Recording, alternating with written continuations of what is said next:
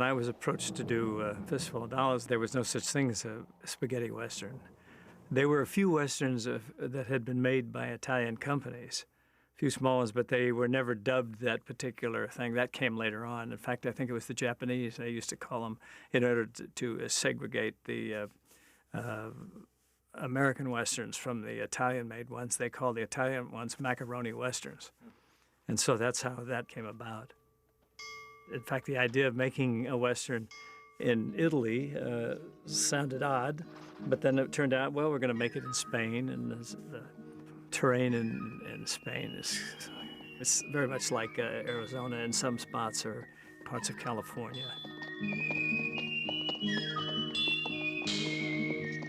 When I was first making A Fistful of Dollars, it was a Western version, a Western remake of Yojimbo, and I always loved Yojimbo, so that's what inspired me to take the project.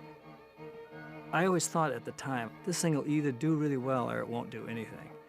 Probably the latter. I thought this thing's going to really bomb out, but I'm going to get a trip to Italy and Spain. I've never been to either place. It's going to be a fine experience, and if it did something, if the dice came up 7 or 11, it would be just a bonus deal. So I just went and made the trip, worked the best I could on it. Well, it's true. I did bring a lot of my own equipment. I just bought some jeans. I brought the boots I wore on rawhide, and brought mostly wardrobe with me. We picked up a few things in Spain. Unlike an American film or a film anywhere that is on a more modest to high budget, you would have duplicates and triplicates of anything in case something got lost, in case something got damaged. We had nothing. I had one hat. If I lost that hat, it was a goner. There was no way to match up to anything else. So what I did is I took my wardrobe home at night. I took it back to the hotel. I took the hat and the poncho, which we only have one of. The stuff that I brought over had triplicate, but the stuff we bought over there, we didn't. Sergio didn't speak any English, and I didn't speak any Italian when I first went over there. He knew goodbye, and I knew arrivederci, and that's about it. So we had a wonderful woman from Poland who had been working for Constantine Films, and she spoke many, many languages and Italian fluently, and she sort of represented Constantine in Italy. So she interpreted, and her English had been learned by Americans after World War II, so she knew American-style English with all the slangs and what have you. Baxter's over there. Rojo's there. A friend of mine in Rome said, oh, they're going to lose the track. They just do a guide track there. They don't pay too much attention to it because they're going to loop everything later anyway. So they said, be sure and keep track of any changes you make because they're going to lose the guide track. And they did, sure enough. A year or so later, when I was looping Fistful of Dollars, a few dollars more to come out in this country, I had to go back to my own notes. I don't like to take money unless I feel I've earned it. I'd make up a lot of stuff anyway. And we just all kind of do the scenes and whatever the intent was. But you did have to keep track of it because you're going to loop it later.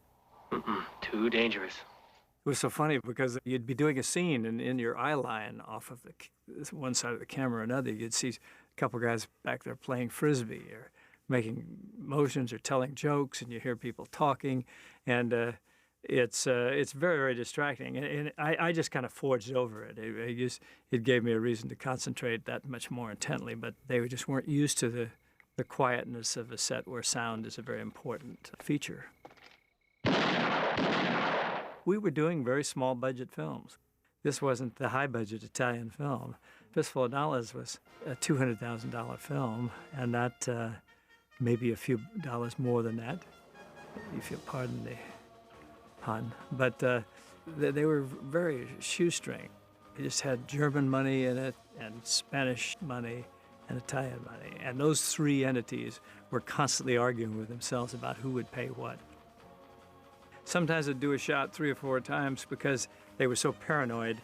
In the early days, they'd do a couple takes because they figured the lab would screw up the first 2 or 3, or somebody would get scratched, or somebody would drop it.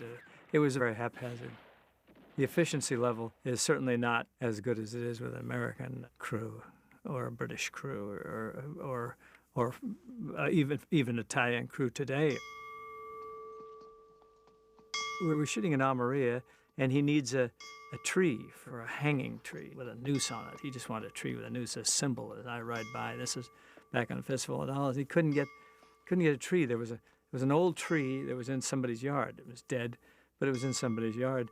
And so all of a sudden, the guy, they go in, he sends a crew in, and they cut the tree down at the guy's yard. Well, the guy comes out the front door and says, "What are you doing, cutting down the tree?" And he says, "Oh, we're from the highway department. This is a danger. This tree might fall on the road, so we're taking it out." And the guy kind of went, "Oh, okay." But that's the kind of creativity he'd used. And we were once shooting in A Few Dollars More, and he wanted a crane. We didn't have a crane. We couldn't afford a crane on these pictures. But the De Laurentiis company had a crane nearby. In the summertime in Spain, they have a Catholic holiday about once a week. There's a different holiday. Well, there was a Catholic holiday coming up. So, and the De Laurentiis company wasn't going to be able to shoot, being an Italian company, a Catholic-oriented group. But Sergio went to the bishop and said, we're not Catholics. We're a Jewish company, and we're over here shooting this film, and we're not Catholic. So could we film that day? So the bishop gave his permission. Sure, you guys can go ahead and film. So we went to De Laurentiis and said, "You can't film, but we're going to film. Can we have your crane?" So he borrowed the crane.